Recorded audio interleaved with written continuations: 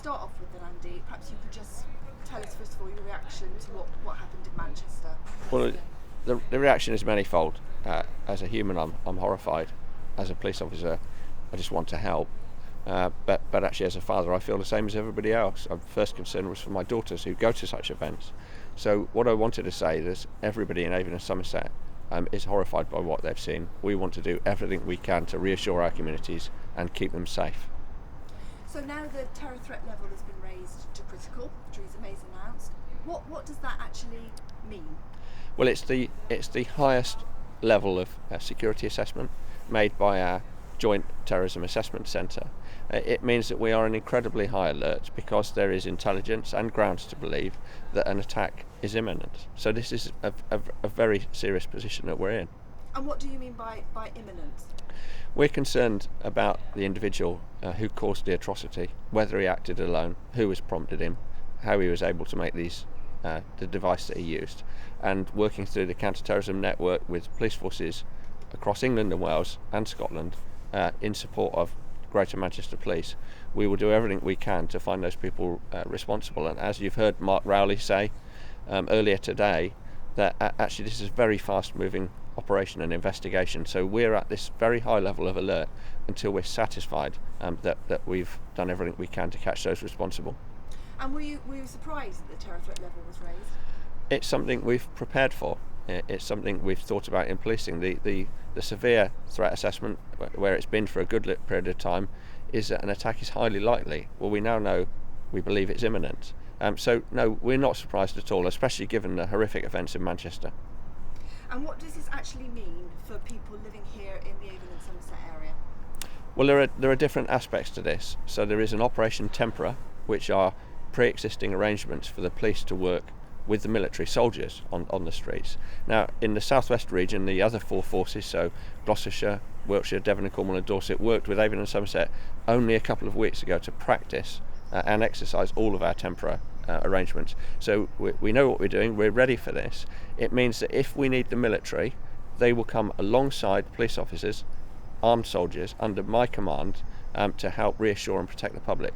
Now, our assessment at the moment in Avon and Somerset is that we don't need military support right now. And the reason for that is that there is no specific intelligence of a threat in Avon and Somerset.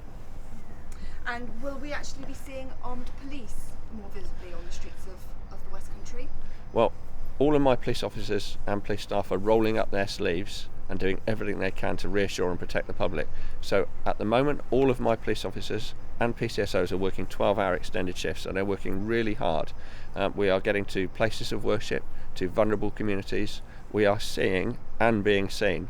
But importantly, we've got many more armed officers on duty, and it's very likely, indeed I sincerely hope, that members of the public will see them in crowded places, transport hubs, so that the public can feel safe. It's really important that they see us as their police force here to protect them at this really concerning time. And what does it mean operationally for you as a police force? Well, it's a huge stretch. Working 12-hour shifts for a long period of time is incredibly demanding. So if you do see police officers and police community support officers on the streets, I would love you to show your appreciation and support for them. Many of my staff and officers have been up all night getting ready for how we respond to this change in threat level today. So we're working incredibly hard, but that's our job, and we're here for the communities. And we've got a number of big events coming up. I think Love Saves the Day is one, for example. What arrangements are you making for things like that? Well, last night and today we're having a telephone conference, Operation Link we call it, with all our local resilience partners. That includes fire, ambulance, hospitals, local authorities and many, many more, including service providers such as electricity and telephony. So we are working with them to ensure that they understand anything they can do to help support this very high level of security alerts. Every single event that will be taking place in Avon and Somerset, we're reviewing the security, and we've got some really significant events. We know that, so we're absolutely going to review the security, all of them. People attending those events undoubtedly will see much more security presence there, so that they can feel safe and enjoy what should be a wonderful summer of events. That's what we want people to feel. And should people change their behaviour at all now? We want people to be alert. we want them to be vigilant, and we want them to report any concerns to the police if they feel it's an emergency through 999 or 101, or there is a counter-terrorism security line, which hopefully you can run along the bottom of this screen as I'm talking. But actually what we really want people to do is pull together. We tend, unfortunately, to see a rise in hate crime following such incidents. It is strong communities that will defeat terrorism. The terrorists would want us to pull apart, not trust each other, abuse or even worse, attack each other. We're better than that, the people of Bristol, the people of Somerset and Bath. So I would appeal to our communities to show kindness, understanding and support for each other at a time when we're all frightened for different reasons. That's great. Is there anything else you wanted to say? Anything about the communities, working with the communities, or anything you mentioned? We have got our neighbourhood policing teams, our horses, all of our people down to our last horse and dog are out in visible roles and working with communities today. That's not just about armed officers. So the neighbourhood policing teams will be reaching out to communities. My intention is that you see them and you feel confident and reassured. So please go up to them, talk to them, ask them what they're doing. They will. That's what they're there for. So okay. So is this the first time that we will have seen military officers on the streets of Britain, the West Country? Well, it's very rare that the security level gets raised to critical, and measures kick in when it gets raised to critical, such as the support of military. So it is very unusual to see military officers on the streets within Britain. It's happened a few times in my career for different reasons. So during disputes with the fire officers, the military have come in and provided essential 999 fire appliance support. People in Avon and Somerset will remember as recently as 2013 we had the military providing extensive assistance around the flooding in Somerset.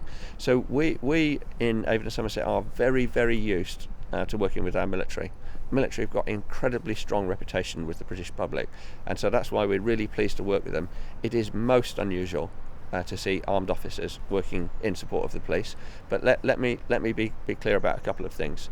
At a time like this, I think the public would want everyone possible to help. So that's what the military are doing. They absolutely will come under the command of my police officers, my police firearms commanders, and they will be specifically and individually briefed about how they should conduct themselves and carry out those duties with my police officers. I think one more thing I would say, in this first phase of military support, we are most unlikely to see any military on the streets within Avon and Somerset because there is no specific intelligence about a threat to us. So we should let those people go and work elsewhere. One of the first things they do is come in behind armed police officers who can be released. So, for example, they will come in and support civil nuclear constabulary, who've got many, many armed officers. They will guard the nuclear sites while those armed police officers come out and support their colleagues within the territorial forces.